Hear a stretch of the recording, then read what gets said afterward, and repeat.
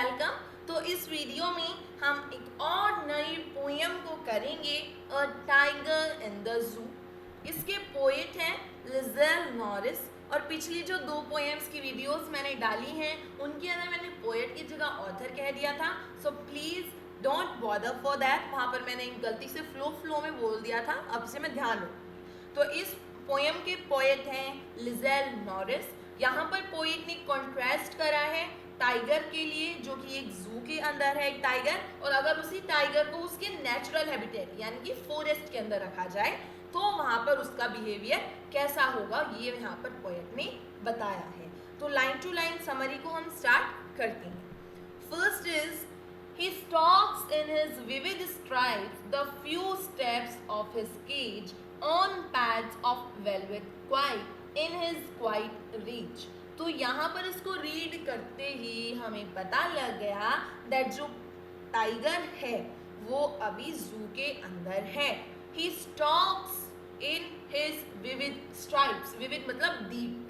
तो यहाँ पर पोएट कह रहे हैं कि जो टाइगर है वो केज के अंदर कुछ ही स्टेप्स चल रहा है विद हिज डीप स्ट्राइप्स, क्योंकि जो टाइगर होता है उसकी बॉडी पर डीप स्ट्राइप्स प्रेजेंट होते हैं, तो वो उन डीप स्ट्राइप्स के साथ केज के अंदर कुछ स्टेप्स चल रहा है on pads of velvet quiet in his quiet rage. तो क्वाइट रेज का मतलब यहाँ पर क्या है? क्वाइट का मतलब होता है शांत और रेज का मतलब होता है एंगर। तो यहाँ पर 2 अपोजिट वर्ड्स को यूज करा गया है, तो यहाँ पर ऑक्सीमोरॉन लिटरेरी डिवाइस का यूज्ड है। तो यहाँ पर पोएट कहते हैं कि टाइगर केज के अंदर कुछ स्टेप्स चल रहा है, टाइगर शांत भी है और गुस्से में भी है। शांत क्यों है वो हम आगे देखेंगे, और गुस्से में तो होगा ही क्योंकि उसको उसके नेचुरल हैबिटेट से अलग करके एक छोटी सी जगह में बांध कर रख लिया, तो उसे गुस्सा तो आएगा ही। तो यहाँ पर पोएट कहते हैं कि वो अपने केज के अंदर है और उसके कुछ स्टेप्स वो चल रहा है और वो शांत भी है और गुस्से में भी है क्योंकि उसे नेचुरल हैबिटेट से अलग कर दिया है on pads of velvet quite. तो यहाँ पर पोएट ने कहा है कि जो टाइगर है उसके पैर वेलवेट की तरह सॉफ्ट है। वेलवेट एक बहुत ही सॉफ्ट कपड़ा होता है और पैड्स मतलब यहाँ पर पैरों का मतलब है यहाँ पर। तो यहाँ पर जो ऑथर हैं पोएट हैं उन्होंने मेटाफर का यूज करा है बिकॉज उन्होंने टाइगर के जो पैर हैं उन्हें वेलवेट के साथ कंपेयर करा है। Let's move to second. He should be lurking in shadow, sliding through long grass near the water hole where plump deer pass। तो lurking का मतलब है हाइड, छुपना, और plump मतलब फैट, जो मोटा डियर होता है वो।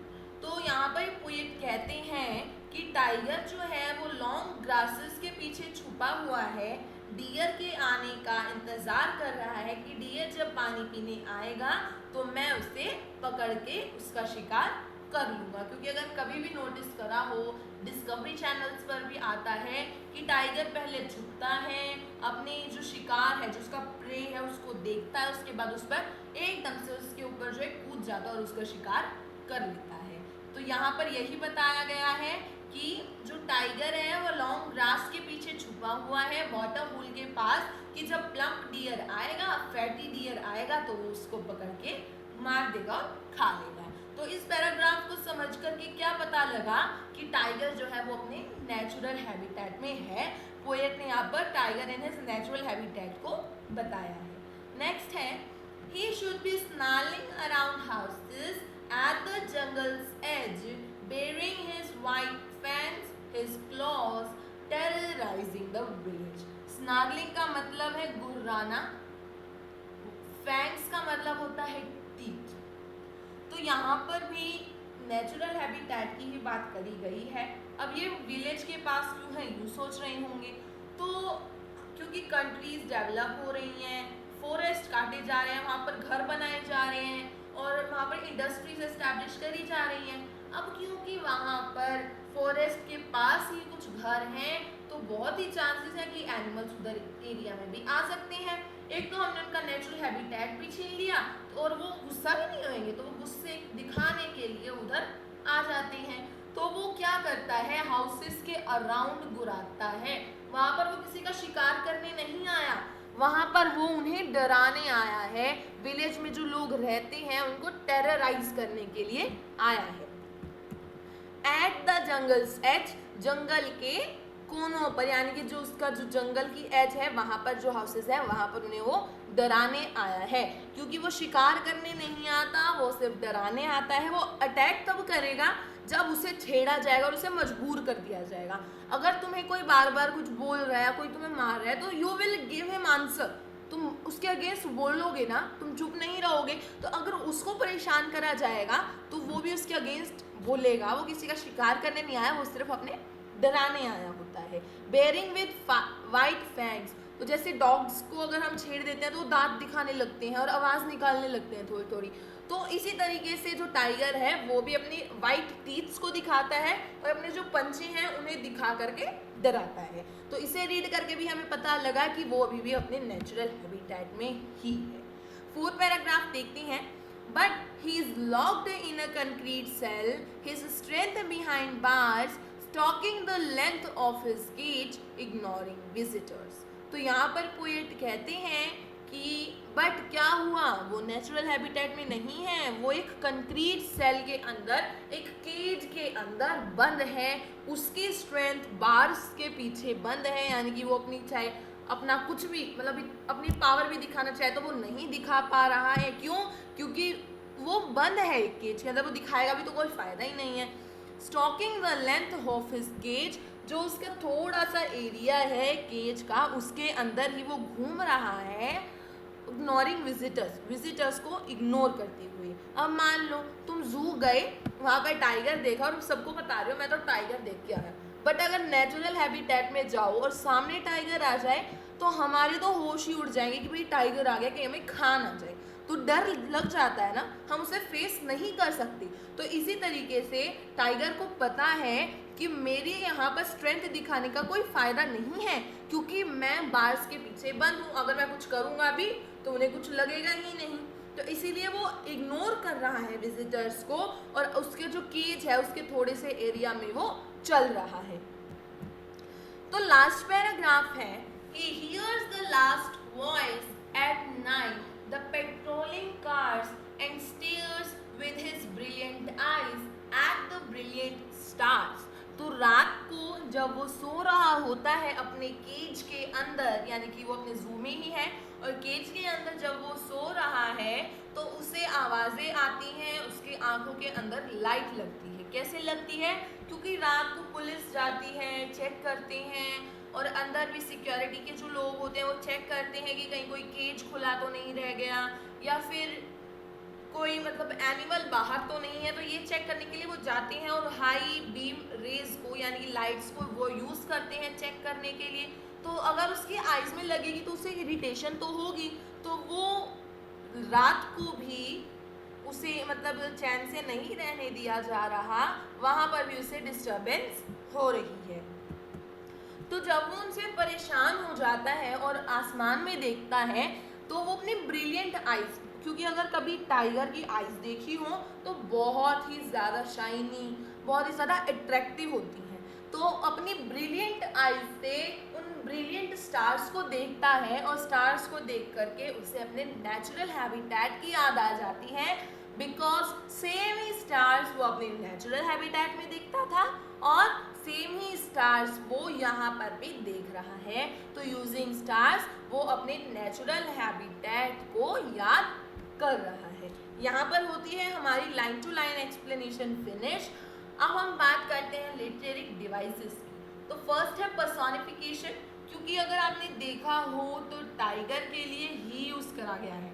He should be lurking in shadow, he should be snarling around houses, but he is locked in a concrete cell. तो टाइगर के लिए he का यूज करा गया है, ह्यूमन क्वालिटीज उसे दी गई हैं, बल्कि एनिमल्स के लिए इट का यूज होता है, इसीलिए यहाँ पर पर्सोनिफिकेशन यूज्ड है। Second is oxymoron. तो फर्स्ट पैराग्राफ में जब हमने करा था in his quiet rage, quiet मतलब शांत, रेज मतलब गुस्सा, अपोजिट वर्ड्स का यूज साथ में करा गया, इसलिए यहाँ पर ऑक्सीमोरॉन है। फर्स्ट पैराग्राफ में मैंने ऑक्सीमोरॉन का बता दिया था। थर्ड है मेटाफर, क्योंकि यहाँ पर कहा गया है on pads of velvet quite, क्या ऐसा हो सकता है कि टाइगर के जो पैर हैं वो वेलवेट की तरह सॉफ्ट हो? तो यहाँ पर उन्होंने ऐसा एक्शन यूज करा जो कि रियल ही नहीं है, तो इसलिए यहाँ पर मेटाफर का यूज करा गया है। Fourth one is enjambment. तो एंजैम्पमेंट में क्या होगा, सेम लाइन जो होगी वो काफ़ी सेम सेंटेंस काफ़ी सारी लाइंस में कंटिन्यू रहता है। एक एग्जाम्पल ले लेते हैं सेकेंड पैराग्राफ में, sliding through long grass near the water hole where plump deer pass. तो एक ही लाइन एक ही सेंटेंस 3 लाइंस के अंदर कॉन्टिन्यूड है, तो यहाँ पर एंजैम्पमेंट है। Last is imaginary. तो इमेजिनरी में क्या है, जब हम इसको रीड कर रहे थे तो जैसे हमने देखा he should be lurking in shadow sliding to long grass, तो हमारे माइंड के अंदर एक इमेज आई दैट यस टाइगर जो है लॉन्ग ग्रास के पीछे छुपा हुआ है और वाटर होल के पास है और डियर का वेट कर रहा है। तो हमारे अंदर एक इमेज बनी है, माइंड के अंदर एक इमेज बनी है रीड करते टाइम पर, तो इसलिए यहाँ पर इमेजरी भी यूज करा गया है। राइम स्कीम की बात करें तो हर पैराग्राफ में सेम राइम स्कीम है, ए बी सी डी। और अगर पूरी पोएम की निकालनी हो तो मैंने बता दिया था, आप लोग खुद ट्राई ज़रूर करना कि पूरे पोएम की राइमिंग स्कीम क्या बनेगी। अगर बात करते हैं थीम की, तो यहाँ पर पोएट ने क्या करा है, कॉन्ट्रास्ट करा है between tiger which is in the zoo and another tiger which is present in its natural habitat. तो इस पोएम से हमें समझ में आता है कि हमें कभी भी किसी भी एनिमल को बांध करके या फिर एक ही जगह पर बाइंड करके नहीं रखना चाहिए। We should let them to go in their natural habitat, उन्हें अपने तरीके से जीने देना चाहिए। तो अब हम बात करते हैं इसकी एनसीईआरटी क्वेश्चंस की। सो फर्स्ट क्वेश्चन है, read the poem again and work in pairs और groups and find out the following tasks. तो पहला क्वेश्चन है इसके अंदर, find the words that describe the movements and actions of tiger in the cage in zoo and in his wild area। तो यहाँ पर हमें बताना है कि ऐसे कौन से एक्शंस हैं टाइगर के जिनसे हमें ये पता लग रहा है कि टाइगर जो है वो अपने नेचुरल हैबिटेट में है या फिर वो केज के अंदर है। तो केज के मैं बता रही हूँ, वाइल्ड लाइफ की खुद समझ लेना। केज में हमने इस चैप्टर में इस पोएम में देखा, stocking, ignoring the visitors, stares at the brilliant stars, locked in a concrete cell and quite rage। तो ये सब केज को डिटरमाइन करते हैं और वाइल्ड एरिया क्या खुद से फाइंड आउट करना।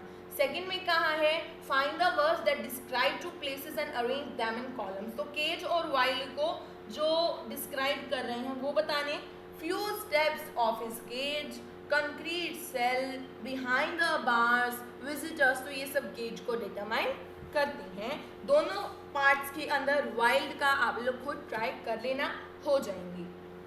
सेकेंड क्वेश्चन है, notice some words in lines repeated in these। First, on pads of velvet quiet in his quiet rage. तो यहाँ पर क्वाइट का जो है रिपीटिशन हुआ है। और सेकेंड में, and stares with his brilliant eyes at brilliant stars. तो यहाँ पर ब्रिलियंट का रिपीटिशन इफेक्ट देखने को हमें मिला है। तो ये पोएम हो गई है हमारी कंप्लीट। आई होप ये पोएम आपको समझ में आई होगी। अगर कोई भी डाउट है तो आप मुझे कमेंट में पूछ सकते हैं। Thank you guys and see you soon in the next video.